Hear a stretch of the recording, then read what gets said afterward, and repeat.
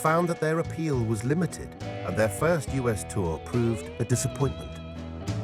When the Rolling Stones first came to the United States in 1964, they were not greeted with tremendous acclaim initially. Their records hadn't hit the radio yet, and they came to Los Angeles, where they appeared on a television show called The Hollywood Palace, and the host was Dean Martin, and he said, these guys are going to get in a hair-pulling contest with the Beatles. They were co-starring with Two Elephants, which kind of tells you what America thought of the Stones to start with. And Dean Martin, he laid into the Stones. Well, I'm going to let you in on something. You know, all these singing groups today, you're under the impression they have long hair. Not true at all. It's an optical illusion. They just have low foreheads and high eyebrows. They had the advanced publicity, they had the gigs, but America just did not see in the Rolling Stones what they wanted to see. They really wanted a second Beatles, and that's not what they got. In contrast, their rise to the top in the UK had been meteoric. Having only formed in the summer of 1962, they quickly made a name for themselves on the London blues circuit and arrived fresh-faced in the British charts less than a year later. And where America was looking for another Beatles, the Stones' allure in their homeland had been built upon marketing them as the polar opposite of the Liverpudlians. Their manager, Andrew Loog Oldham, carefully crafted this image. They wouldn't smile in photos. They would respond indifferently to interviewers. From the very start, the Stones were presented as rebels. They didn't so much have a defiance as an insolence. It put the Rolling Stones on one side with the youngsters, and it put the establishment on the other side.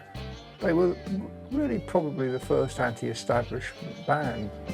There was a punk attitude, except we didn't call it punk at the time, we just called it loutishness or yobbishness, that applied to the Beatles as well, and John Lennon in particular perhaps. And whereas Brian Epstein's instinct was then to tone that down, put them in suits and make them as respectable as he possibly could without completely losing their edge, Oldham's instinct was the exact opposite. He definitely had a vision of creating a band, a gang, that was the opposite of the Beatles gang. I think they understood Andrew's vision. And I think when Andrew said, you know, don't smile, be a bit surly, you know, you don't have to, you know, if Charlie doesn't want to answer, he doesn't answer. If he does answer, he just says yes or no. And he's sort of monosyllabic and cool. What would you say? No, in a press relationship could be much better. What came out of it was a high degree of individuality, coupled with the nous that Jagger had from the very outset, the coolness that Keith had, and the extraordinary charismatic Brian, who was unlike, at that moment in time, unlike anybody I think you'd ever seen. And the Stones' image perfectly complemented their music. After a couple of minor singles, their 1964 hit, Not Fade Away, captured the band's unique blend of blues and rock and roll. The sound that had made them a sensation on the club circuit now saw them ascend to the top of the British charts. The Stones really were the first of the R&B bands to emerge. I mean, R&B originally came out of the jazz movement in London, the jazz clubs, and it was frowned upon a bit, you know, it was seen as a bit populist. Whereas the Merseybeat bands, obviously the Beatles, but then you had Billy J. Kramer, you had Freddie and the Dreamers, were very much melody-driven. But the Stones had this dark American vibe. They didn't look to Merseyside, they looked across to the States, to Chicago and the inner cities. So it was really a new sound. There was nothing really like what the Stones were doing at all. I want to tell you how it's going to be. You're going to give your love to me. I'm going to love you night and day. Well, you know my love and I fade away.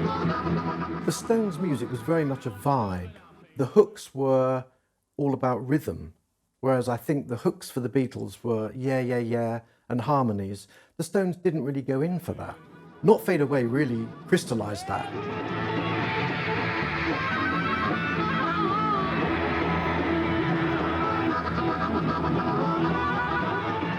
The Stones had that R&B bluesy edge.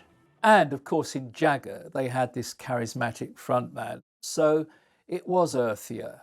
Rock and roll had sort of eradicated its black origins and tried to make itself as white as it could possibly sound. And if you like, the early Stones put the black back into rock and roll, even though they were, white, middle-class, suburban English boys. After that, you had the chain of events that the Stones were suddenly good copy in the national newspapers. Oh, this is the dark version of the Beatles. They don't wash, all that kind of stuff. Not Fade Away was the song that did that. They were taking us on this rhythmic journey, and no one knew where that was going to end.